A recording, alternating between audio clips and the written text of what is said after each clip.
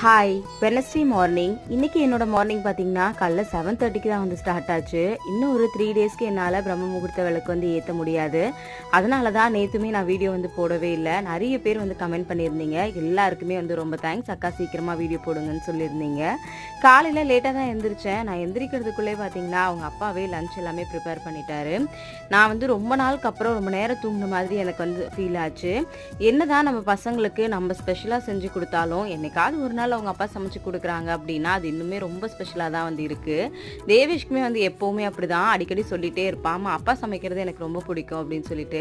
காலையில் நான் எந்திரிச்சு வர்றதுக்குள்ளே எல்லாமே வந்து ரெடியாக தான் இருந்துச்சு. தேவேஷ்மே வந்து ரெடி ஆகிட்டான். இன்னைக்கு யாருமே என்னை பெருசாக டிஸ்டர்ப் பண்ணவே இல்லை. ஏன்னா நேற்றுலாம் ரொம்ப பெயினாக இருந்துச்சு உடம்பெல்லாம்.